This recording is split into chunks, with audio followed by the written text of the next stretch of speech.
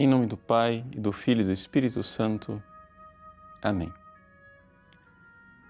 Meus queridos irmãos e irmãs, no Evangelho de hoje, Jesus se lamenta que nós, esta geração de incrédulos que somos, precisamos ver sinais para crer. Mas o que são esses sinais? O que é que são os milagres que Jesus realiza? É importante nós recordarmos que, como nos diz Santo Tomás de Aquino, existem duas revelações. Uma revelação externa e uma revelação interna. Ou seja, uma revelação que está lá fora.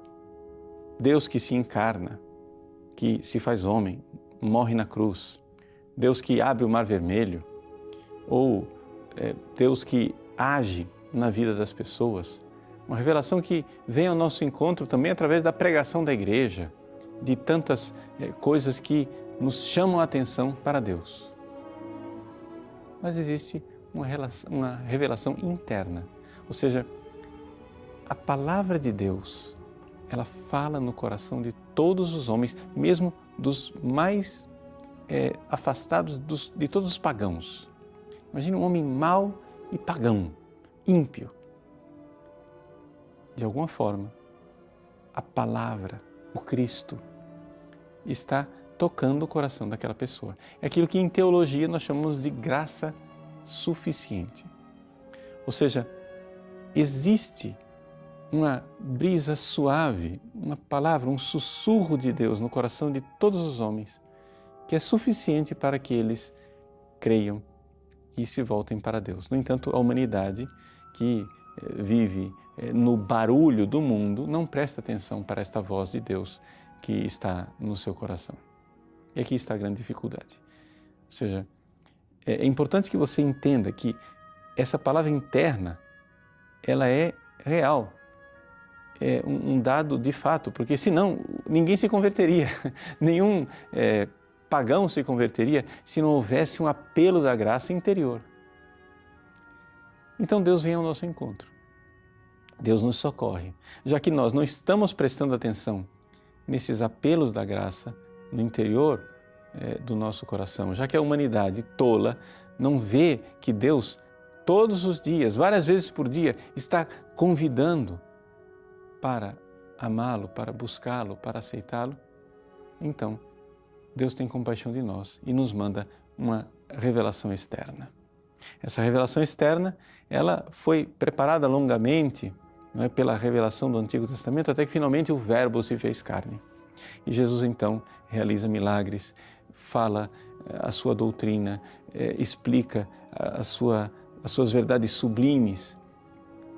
E mais do que isso, morre na cruz. Morre na cruz para que nós vejamos de forma muito concreta o amor de Deus. Eis aí os sinais externos. Mas esses sinais não cessam depois que Jesus subiu aos céus. Eles continuam na história da igreja. É por isso que os apóstolos precisam pregar o Evangelho. É por isso que os missionários precisam atravessar os mares. É por isso que nós todos nós, precisamos ter um apostolado para chamar as pessoas. O que é que nós fazemos? Nós estamos somente chamando a atenção das pessoas para a palavra de Deus que no fundo do seu coração, no seu peito, fala, sussurra, convida, insiste. Jesus, no Evangelho de hoje, dá um suspiro e diz, essa gente se não tiver sinais, não crê. O que ele está se lamentando é que nós não prestamos atenção na sua presença íntima, não no sinal lá fora. Não bastam os sinais externos. Os fariseus viram a ressurreição de Lázaro, nem por isso se converteram. Por quê? Porque o sinal lá fora gritava, mas eles tinham o coração surdo e não queriam ouvir a palavra que era suficiente, os convidava suficientemente dentro deles, mas com o coração duro não se converteram. Então, antes que o missionário saia de casa, a palavra de Deus já está lá no coração das pessoas. Mas é necessário que o missionário saia de casa e convide os irmãos para que se convertam. Assim como no Evangelho de hoje, curado o filho, se converteu a família inteira. Deus abençoe você. Em nome do Pai, e do Filho e do Espírito Santo. Amém.